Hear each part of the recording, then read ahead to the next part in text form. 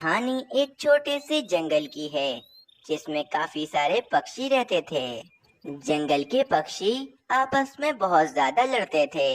कोई भी पक्षी किसी पक्षी से अच्छे से बात भी नहीं करता था और कालू कौवे ने तोते का घोंसला जमीन पर गिरा दिया था, जिसके कारण तोते का कालू कौवे के साथ झगड़ा था।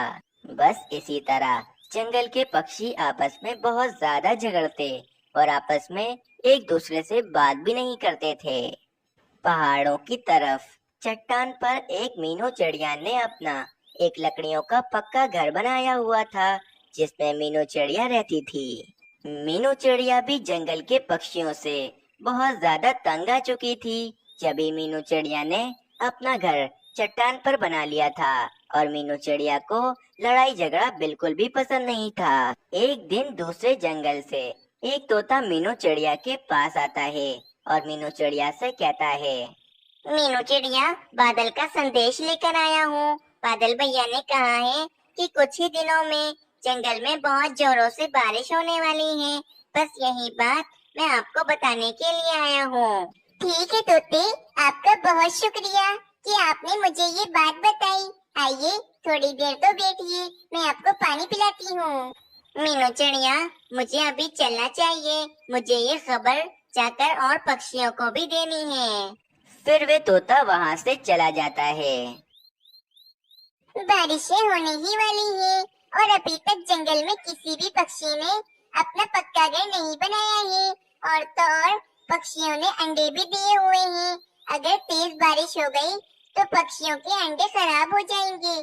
मुझे कुछ करना ही पड़ेगा अब। लेकिन मैं क्या करूं? जंगल के सभी पक्षी तो आपस में लड़ते रहते हैं। मैं उनको कैसे समझाऊंगी कि सब मिलकर एक साथ काम करें ताकि काम जल्दी हो जाए। चलो मैं पक्षियों के पास जाती हूँ, क्या पता वो मेरी बात मान जाए। फिर मीनू चिड़िया जंगल के पक्षियों के पास चली जाती है। तोते भाई, बादल भैया का संदेश आया है कि हमारे जंगल में बारिशें होने ही वाली हैं और अभी तक आप में से किसी भी पक्षी ने अपना पक्का घर नहीं बनाया है और अब समय भी बहुत कम बचा है।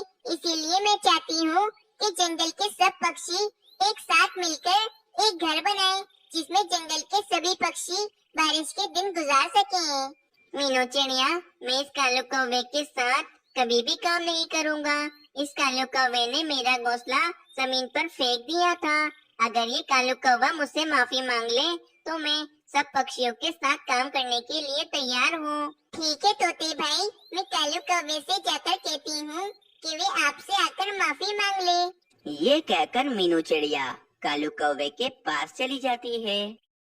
कालू कौवे, बादल भैया का संदेश आया है कि हमारे जंगल में बारिशें होने ही वाली हैं। इसीलिए मैं चाहती हूँ कि जंगल के सब पक्षी मिलकर एक बड़ा सा घर बनाएं, जिसमें सभी पक्षी अपने बारिश के दिन गुजार सकें। लेकिन तोता कह रहा है कि तुमने तोते का घोंसला जमीन पर फेंक दिया था, इसलिए तोता तुम्हारे साथ मिलकर कभी काम नहीं करेगा। कालू कौवे, मैं तुमसे कह रही हूँ, जाके तोते से माफी मांग लो ताकि बारिश के दिन हम सब पक्षियों के आराम से गुजर सकें। मीनू चिड़िया, मैं तोते से जाकर कभी भी माफी नहीं मांगूंगा, क्योंकि तोते ने पहले मुझसे जबान लड़ाई थी, जभी तो मैंने तोते का घोंसला जमीन पर फेंका था। लगता है ये तोता और कालू कौवा एक दूसरे के साथ काम नहीं करेंगी। चलो मैं बुलबुल बहन के पास जाती हूँ। फिर मीनू चिड़िया बुलबुल के पास आती है और बुलबुल से भी यही कुछ कहती है कि बादल का संदेश आया है और सभी पक्षी मिलकर एक साथ घर बना लें। मीनू चिड़िया, मैं उस गंदे कबूतर के साथ कभी भी काम नहीं करूँगी। तुम्हें पता है वे गंदा कबूतर क्या करता है? बुलबुल बहन, कबूतर जो भी करे हमें इससे क्या, हमें तो बस एक साथ मिलकर काम करना है ताकि बारिशों के दिन आप सब पक्षियों के आराम से गुजर सके। मीनू चिड़िया, तुम जा सकती हो, लेकिन मैं उस गंदे कबूतर के साथ कतई काम नहीं करूँगी। बुलबुल की ये बात सुनकर मीनू चिड़िया उदास हो जाती है और वे अपने घर की तरफ चली जाती है। मैंने जंगल के पक्षियों को कितना समझाया कि सब साथ मिलकर एक साथ काम कर ले, लेकिन कोई भी पक्षी मेरी बात नहीं मान रहा है।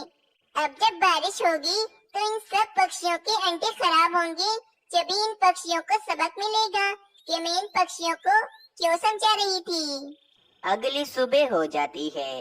जंगल में काले काले बादल छा जाते हैं और थोड़ी ही देर में जंगल में जोरों से बारिश शुरू हो जाती है। बाप रे, बारिश शुरू हो गई।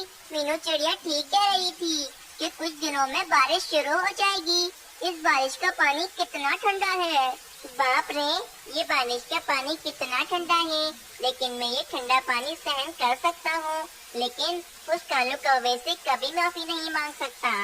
इस गंदे कबूतर को तो देखो, कैसे बारिश में भीग रहा है। ये नीचे आकर मुझसे माफी मांग लेता ताकि हम सब पक्षी मिलकर एक साथ काम कर लेते। मैं क्यों मांगू इस बुलबुल से माफी? गलती मेरी थोड़ी ना थी, गलती तो इस बुलबुल की थी। माफी भी यही मांगेगी। आज तो बारिश बहुत हल्की है, लेकिन अगर कल बारिश बहुत तेज हो गई तो पक्षियों के अंडे खराब हो जाएंगे। मैं एक बार फिर पक्षियों के पास जाती हूँ और उनको जाकर समझाती हूँ।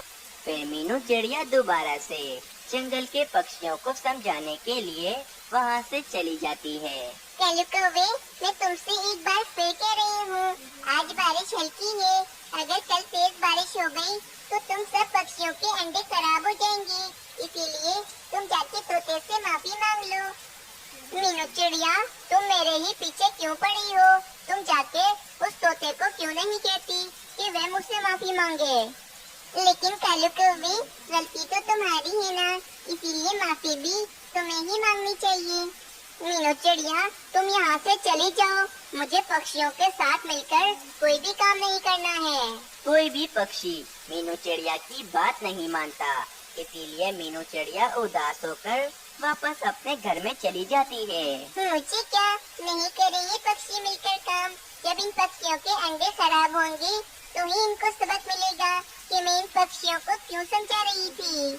अगले दिन जंगल में तूफानी बारिश शुरू हो जाती है। पूरे जंगल में पानी ही पानी होता है। जंगल के पक्षी बहुत ज्यादा परेशान आ गए थे। बाप रे, पूरे जंगल में तूफान आ गया है। जंगल में पानी ही पानी हो गया है। अब मैं क्या करूं? बाप रे बाप, ये जंगल में पानी ही पानी हो गया है। अगर गलती से भी मेरा एक अंडा इस पानी में गिर गया तो मेरा तो अंडा खराब हो जाएगा। मैं क्या करूं? मीनू चिड़िया का घर एक चट्टान पर बना हुआ था, इसीलिए पानी मीनू चिड़िया के घर तक नहीं आया था। बारिश कम होने की जगह आहिस्ता आहिस्ता और बढ़ती जा रही थी और जंगल में पानी भी आहिस्ता आहिस्ता बढ़ता जा रहा था। जंगल के पक्षी भी बहुत ज्यादा परेशान हो गए थे।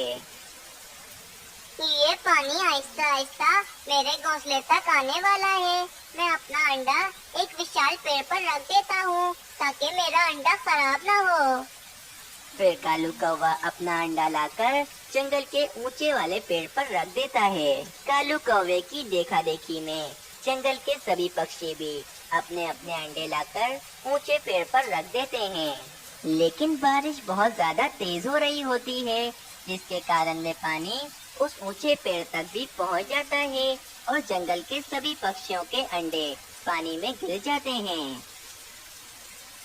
बाप रे, मेरा अंडा पानी में गिर गया है। मेरा भी अंडा पानी में गिर गया है और मेरा भी अंडा पानी में गिर गया है।